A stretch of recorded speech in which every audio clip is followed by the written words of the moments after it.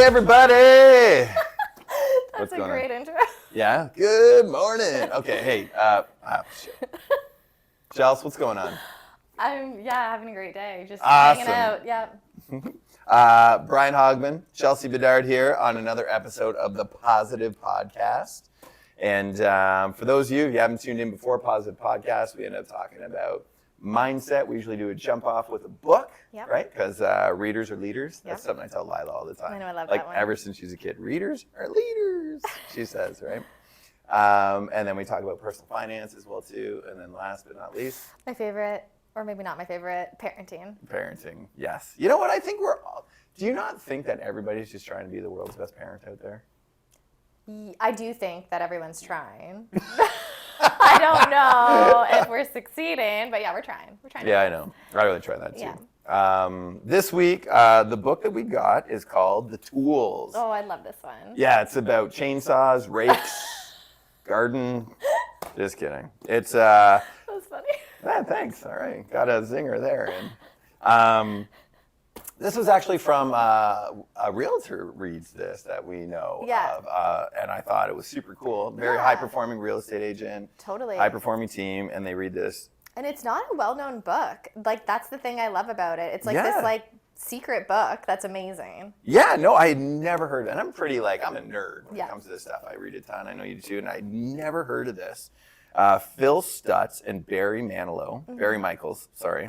And even Dr. Mehmet Oz did the forward here saying, this blew my mind more than anything else I learned this year.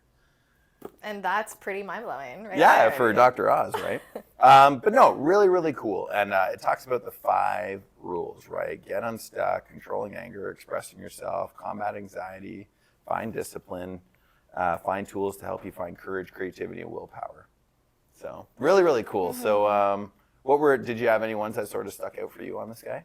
Yeah. I mean, I loved every chapter, really, but I've already applied the tools, which is kind of cool. So if I'm feeling low due to whatever, personal or work or I've applied it and it does actually work, which is so cool. I don't know if you've applied any of them. It is. There's the one, I think it was called, they called it the reversal of desire.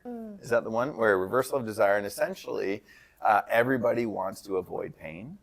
Right? And it's sort of like saying to yourself, I love pain, because typically and it sounds like masochistic, sounds kind of crazy, like I love pain.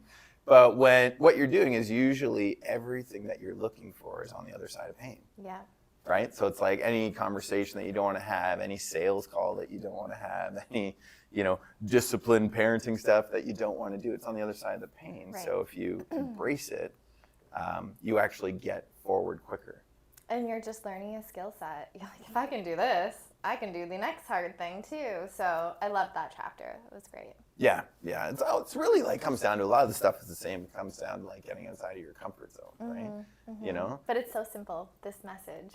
Why do you think it's so hard for people to do that? Get out of the comfort zone? What do you think gets in the way? I think childhood, the way you were raised, I think they're just limiting. Oh great, I'm screwing up Lila. No, but limiting beliefs, right? Just what you've always known. So it's almost like erasing that and starting with something different. And moving into fear, moving through fear. So I think because that's another part of it that I know we talked about before is the maze.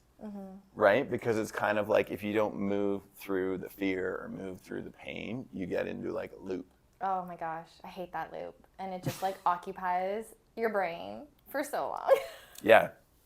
Right. Well, and I think that tool is a way to get out of it then, right? Because the loop is kind of this is going to be really bad, right? Or this client's not going to like me. And then you start going down that loop over and over and over again. And it's kind of okay, if I make the call that I don't want to make, I'll end the maze, I'll go through some pain, but it probably won't be as bad as I think, but then I can progress to the next thing.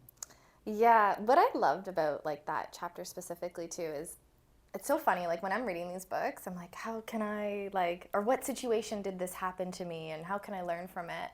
So I remember a really hard client and there was a little bit of conflict.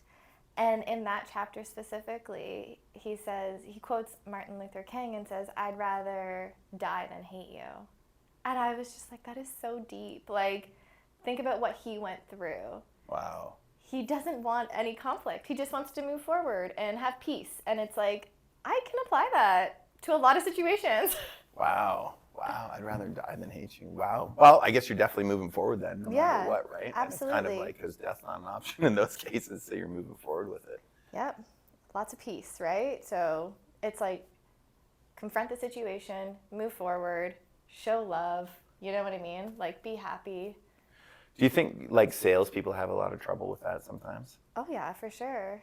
You're in your own head about like half the stuff that hasn't even happened yet. You're making up scenarios. Yeah, I think even clients, when it comes down to finance, we get in our head about, not getting approved for mortgage financing. I see it a lot too, where people think in their head they're bad with money. Mm-hmm. Right? I hear a lot of people say, I'm terrible with money, I'm terrible with money. And I know there was another part in the tools where they talk about the shadow. And the shadow is kind of like another part of you, could be good, could be bad, right? But it doesn't mean that it is you. And when you constantly say you're bad with money, you're living into that negative manifestation of yourself. Yeah.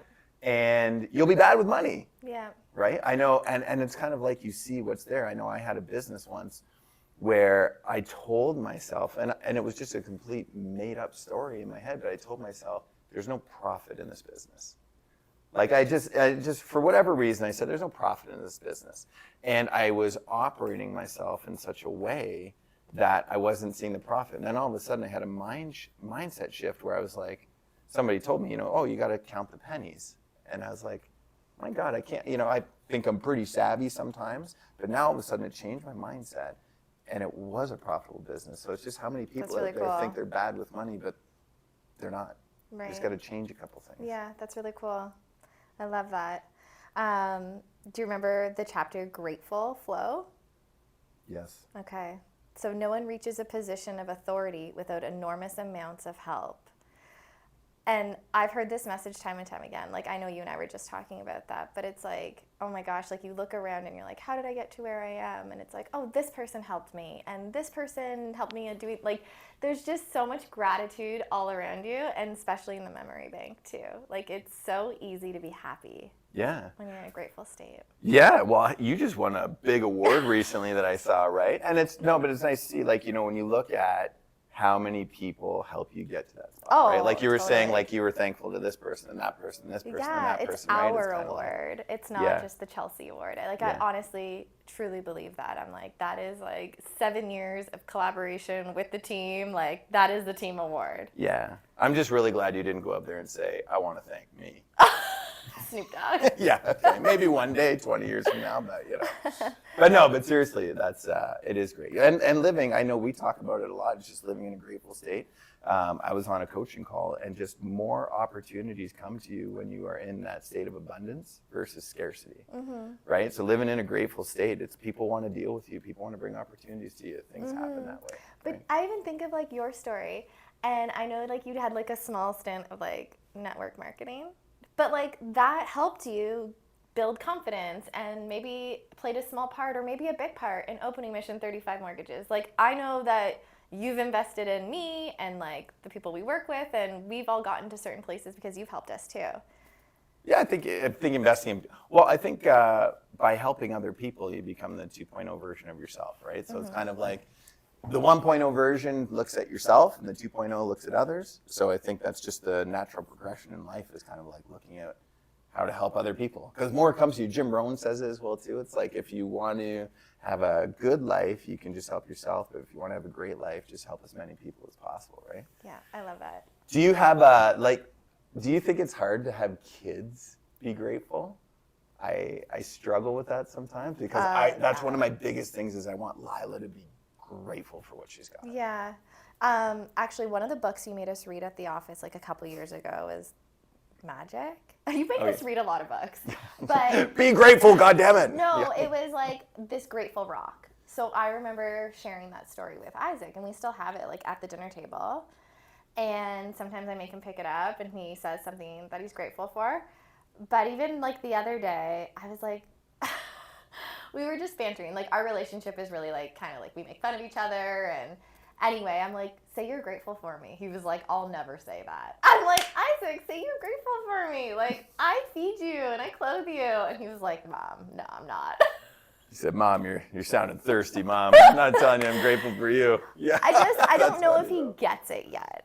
That's a great But I great plant point. seeds. Like sometimes I'm driving and I'll like throw on Tony Robbins or like, That's you great. know what I mean? I'm like, hopefully this like is hitting subconsciously. You're not putting on David Goggins? Not yet. Not yet. Maybe in a year or two. Yeah. Yeah, I know. We had a gratitude journal. I know Wendy picked one up, and I thought it was such a cool idea. It was just like she would write down like, what am I grateful for? You know, I'm grateful That's really for cool. my mom, grateful for my dad. I think that might have been all she could spell at the time. But still like the idea. But it's just really important for me, anyways, because I think, you know, it's so easy to look at the stuff that kids have today, and that they expect. And they don't really have a realm of reality of what the alternative is yet. Yeah.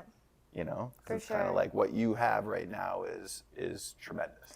Do you like, I don't feel like my parents talked to me about this stuff when I was younger. Did yours?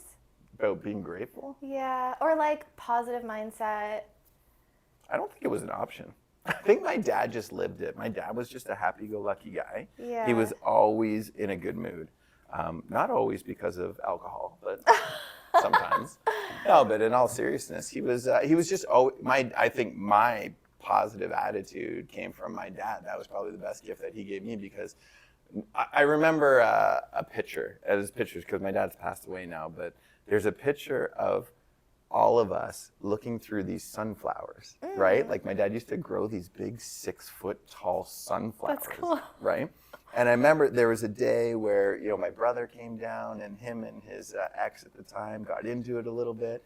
And then my dad was video recording, right? And then he ends up seeing them get into it. And then you can hear his narrative, and he just turns and he goes, and look at these beautiful sunflowers over here, right? That's amazing. It's just like, but it was just like he chose to see what he wanted to see, right? Yeah. So, and I think I just saw that. from Yeah. him. It's not like he was like, Brian, read this book. Right. Yeah. Yeah. I don't know. I definitely don't recall my parents like preaching this stuff to me or talking to me about it, but I do feel like my dad is super non-judgmental. Like anytime I would say something, he would just say, "Oh, different strokes for different folks." Like he just never cared what anyone else was doing except himself or his family. Well, I think that's probably the parental advice today, everybody, that may be stamped for approval, may not. But you learn, like, whatever I say to Lila is not going to resonate as much as what I do. Right. She's going to look at me and see what I do and how I act and what I say, and that's probably what she's going to pick up more so than what I say. Oh, okay. I know. Sorry, I know, everybody. I'm Yeah, like, we got to walk the walk and talk the talk, Oh, right? yeah, go home, do better, Chelsea. Oh, God. Well, I think, too, I know there's time. I think there's that grace period, too, right? Because I know there's times my parents weren't perfect. Yeah. You know, so, and I know, but love my parents dearly. They're amazing. You know what I mean? Like, I'm a function of them, right? So, Yeah, you know, and kids can be little jackasses sometimes, right? totally. I remember one time I ended up, oh, God, I was so upset at my mom. And I must have been probably around Lila's age. I was probably 7 or 8 years old. And she banished me to my room. She got me in trouble and said, go to your room, blah, blah, blah. And then I was like, and it was Mother's Day that weekend. And I had brought home a Mother's Day card. I found the Mother's Day card, stomped into the kitchen right in front of my mom and dad, and shoved it in the garbage. Oh my God. Right? I went back to my room, and I was like pouting in my room. And then all of a sudden I hear the knock, knock, knock on the door. And my mom comes to the door and she goes, did you mean to throw this out? Oh. And I was like, no. Took it back. But it's just like that ultimate kind of like forgiveness. And those little actions, you know what I mean? That I try to remember that, you know, that's what Lila will remember, right? Yeah, totally. I feel like that too. If like my parents got into it, they'd come back like 2 hours later or an hour later and be like, you know, I still love you. I'm just really disappointed, but I still love you. Don't steal the car again. You know? Another drinking ticket. Yeah, totally.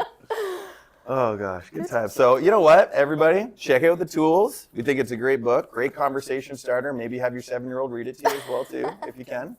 But this is a great one. You know what? This is one of those ones that I would reread again, because I think there's something to be said about, there's people who read books and then there's books that you study. Right. And I think this is one of those ones that's probably worth a study because it's one that you can really get into and practice these things because I think they'll help you progress quicker. And this is like the first chapter. It's like a therapist. Yeah. You know what I mean? So it actually works, the tools. Yeah. No, I thought, and it was a totally different spin. I was quite surprised I'd never heard of it before. So check it out. Great book. Yeah. All right, guys, girls, ladies, gentlemen. Any other questions, thoughts? Send us a message or give us any book recommendations or parenting advice. I'm happy to hear it anytime.